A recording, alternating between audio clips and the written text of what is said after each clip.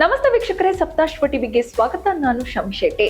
ಜಗತ್ತಿನ ಯಾವುದೋ ಮೂಲೆಯಲ್ಲಿ ನಡೆಯುವ ಯುದ್ಧದ ಪರಿಣಾಮ ನಮ್ಮ ಹಾವೇರಿ ಜಿಲ್ಲೆಯ ಬ್ಯಾಡಗಿ ಮಾರುಕಟ್ಟೆಯ ಮೇಲಾಗುತ್ತೆ ಅಂತ ಯಾರಾದ್ರೂ ಊಹಿಸಿದ್ರಾ?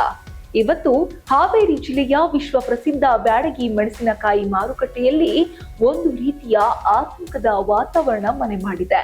ಇರಾನ್ ಮತ್ತು ಇಸ್ರೇಲ್ ನಡುವಿನ ಸಂಘರ್ಷ, ಇದಕ್ಕೆ ಅಮೆರಿಕದ ಬೆಂಬಲ, ಇವೆಲ್ಲವೂ ಕೇವಲ ರಾಜತಾಂತ್ರಿಕ ವಿಷಯಗಳಲ್ಲ.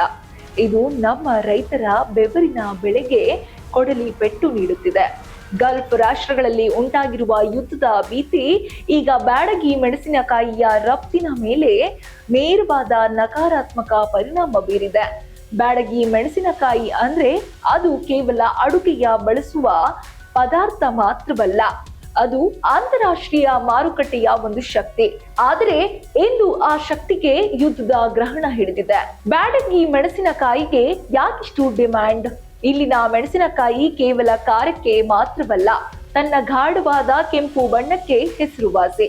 ಇದರಲ್ಲಿರುವ ಒಲಿಯೋರೇಸಿನ್ ಎಂಬ ಅಂಶದಿಂದಾಗಿ ಇದಕ್ಕೆ ಸೌಂದರ್ಯವರ್ಧಕಗಳ ತಯಾರಿಕೆ ಅಂದರೆ ಲಿಪ್ಸ್ಟಿಕ್, ನೈಲ್ ಪಾಲಿಶ್ ತಯಾರಿಕೆಯಲ್ಲೂ ಕೂಡ ಭಾರಿ ಬೇಡಿಕೆ ಇದೆ. ಮಲೇಷಿಯಾ, ಇಂಡೋನೇಷಿಯಾ, ಬಾಲಿ, ಥೈಲ್ಯಾಂಡ್ ಮತ್ತು ಸಿಂಗಾಪುರದಂತಹ ದೇಶಗಳಿಗೆ ಪ್ರತಿ ವರ್ಷ ಸಾವಿರಾರು ಟನ್ ಮೆಣಸಿನಕಾಯಿ ಇಲ್ಲಿಂದ ರಫ್ತಾಗುತ್ತದೆ. ಮಸಾಲೆ ಪದಾರ್ಥಗಳ ತಯಾರಿಕೆಯಲ್ಲಿ ಬ್ಯಾಡಗಿ ಮೆಣಸಿನಕಾಯಿ ಇಲ್ಲದಿದ್ದರೆ ಆ ರುಚಿಯೇ ಬರಲ್ಲ ಅನ್ನೋದು ವಿದೇಶಿ ಕಂಪನಿಗಳ ನಂಬಿಕೆ.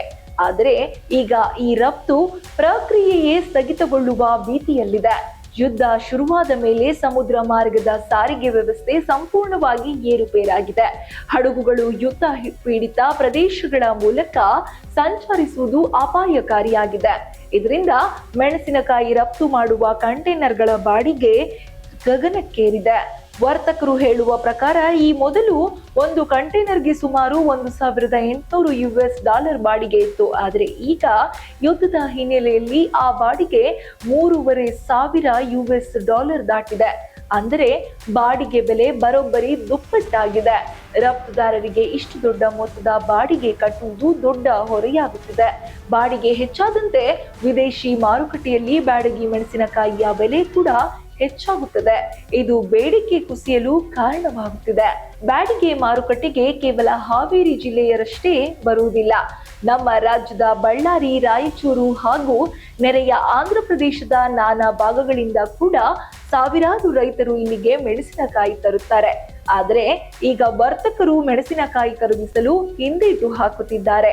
ಕಾರಣ ಇಷ್ಟೇ, ವಿದೇಶಗಳಿಗೆ ರಫ್ತು ಮಾಡಲು ಸಾಧ್ಯವಾಗದಿದ್ದರೆ ಅಷ್ಟು ದೊಡ್ಡ ಮೊತ್ತದ ದಾಸ್ತಾನು ಇಟ್ಟುಕೊಳ್ಳುವುದು ಕಷ್ಟ.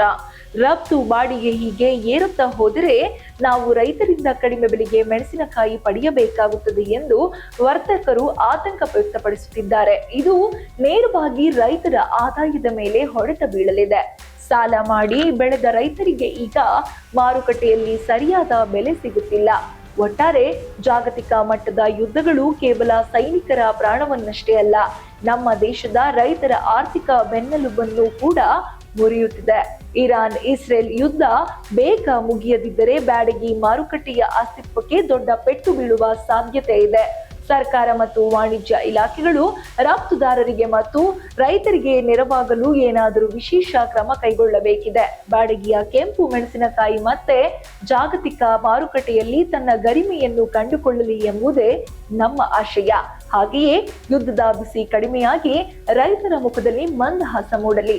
ಇದು ಈ ಹೊತ್ತಿನ ವಿಶೇಷ. ಇನ್ನಷ್ಟು ಅಪ್ಡೇಟ್ಸ್ಗಾಗಿ ನೋಡ್ತಾ ಇರಿ ಸಪ್ತಾಶ್ವ ಟಿವಿ. ಇನ್ನಷ್ಟು ಹೆಚ್ಚಿನ ಮಾಹಿತಿಗಾಗಿ Saptashwa TV Kannada YouTube channel ಅನ್ನು ಸಬ್ಸ್ಕ್ರೈಬ್ ಮಾಡಿಕೊಳ್ಳಿ.